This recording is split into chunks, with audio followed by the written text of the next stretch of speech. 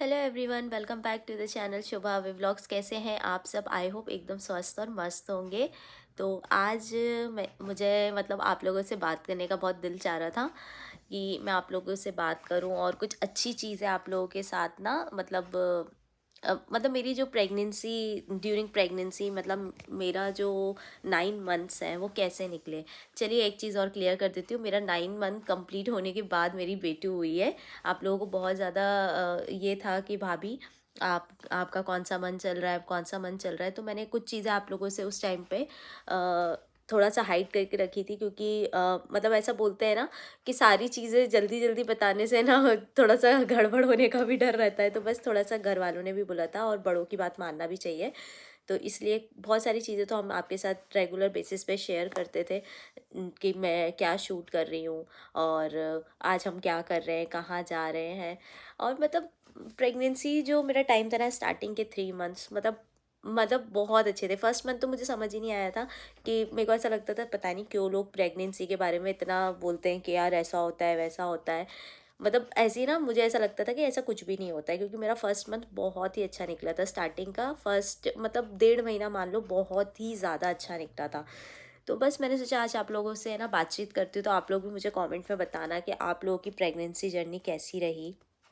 मैंने अपनी जब मुझे कंफर्मेशन हुआ था कि भाई मैं प्रेग्नेंट हूँ, तो मुझे बिलीव ही नहीं हुआ था।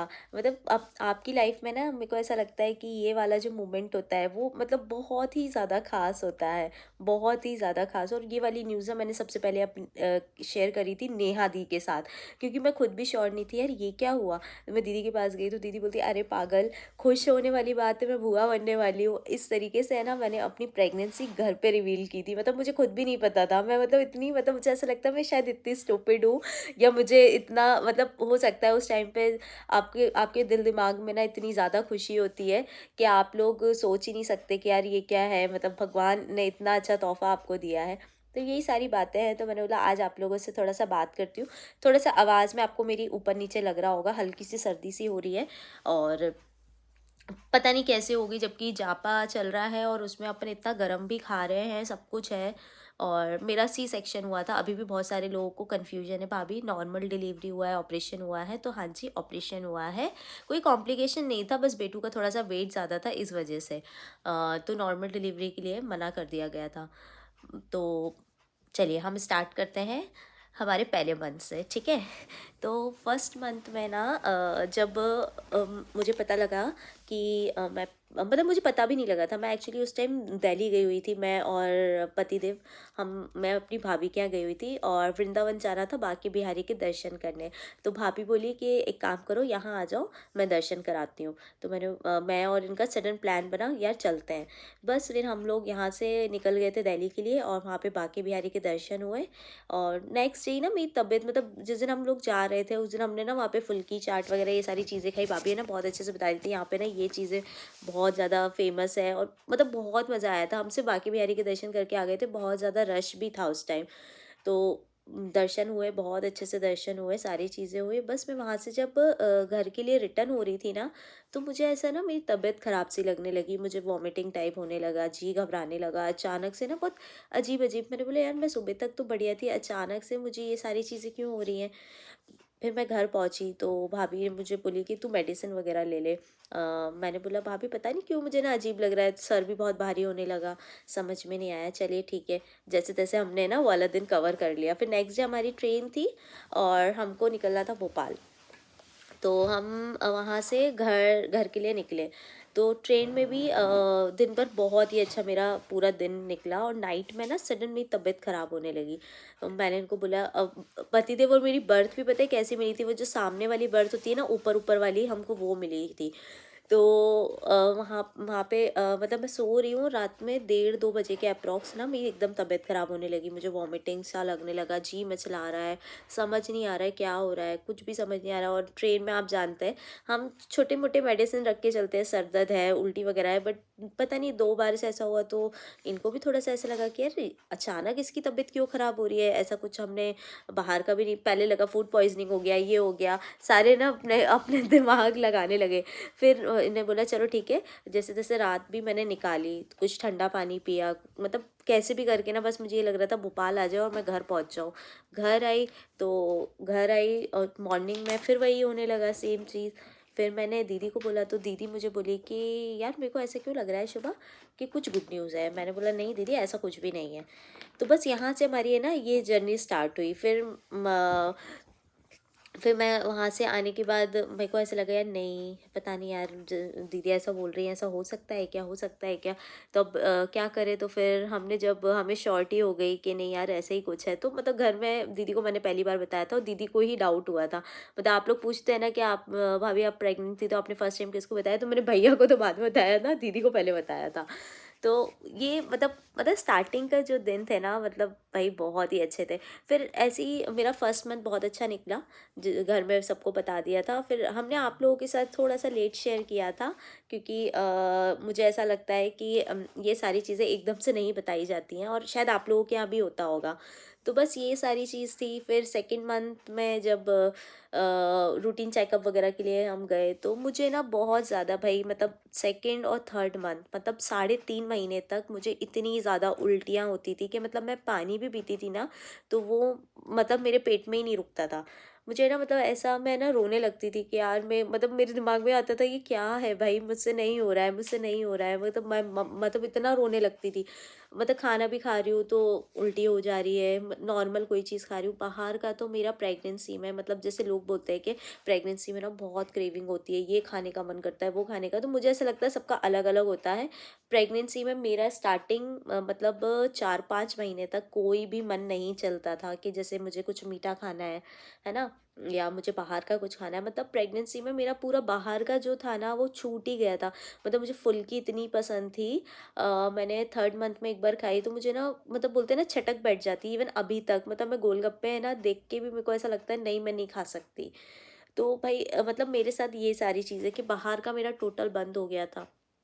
फिर जब फोर्थ मंथ लगा, तो उसमें ये था कि पतिदेव एक बार है ना मेरे को डोसा खिलाने लेके गए, तो मुझे बहुत अच्छा लगा। मतलब मैंने उस दिन वो डोसा खाया तो वो मुझे डाइजेस्ट हो गया।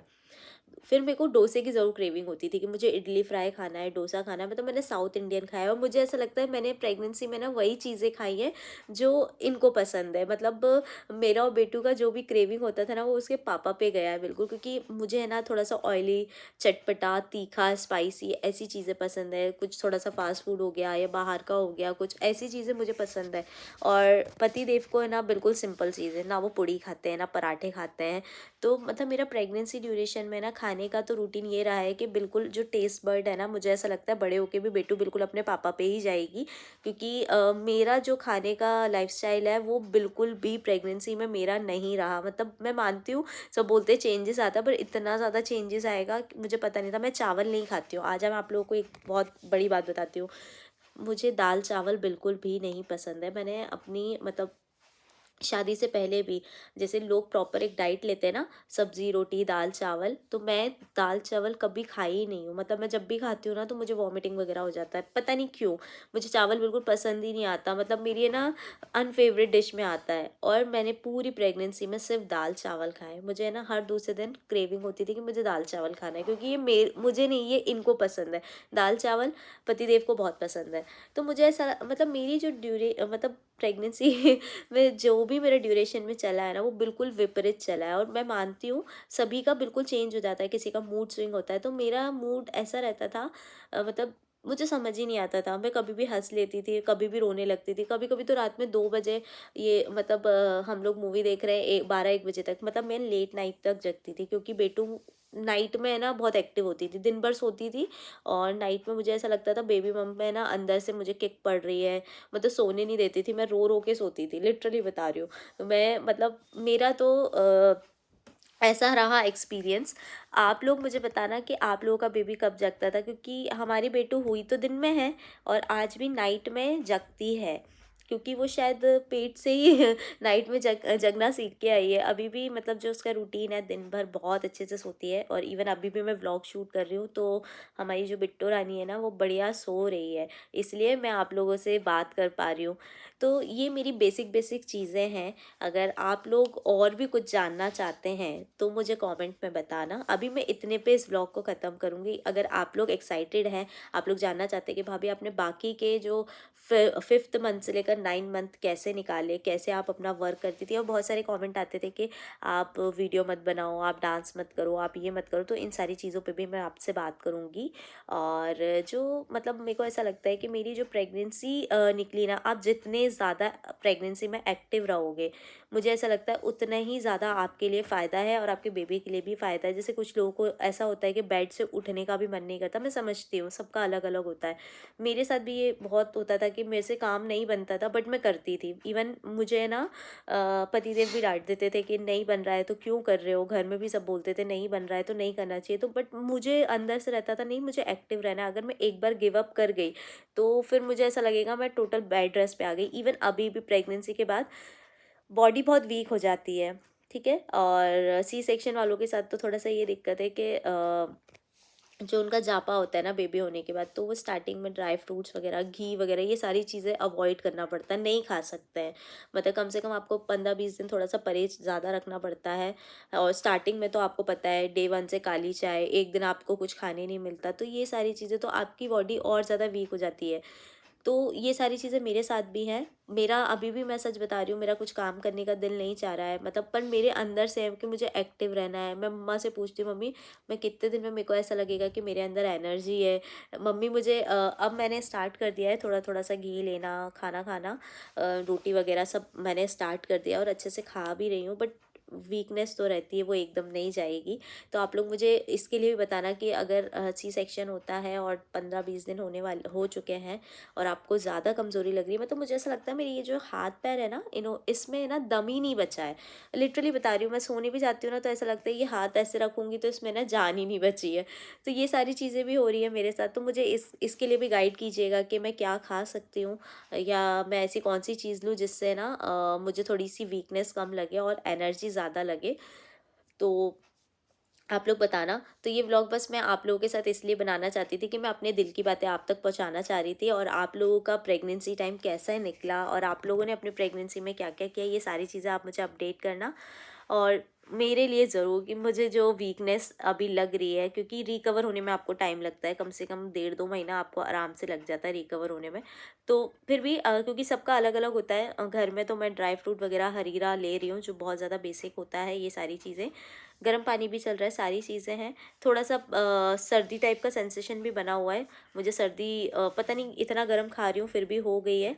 तो इसके लिए मैं अभी भाप वगैरह ले रही हूँ, क्योंकि मैं सोच रही हूँ मेडिसिन लेना अभी ठीक नहीं है।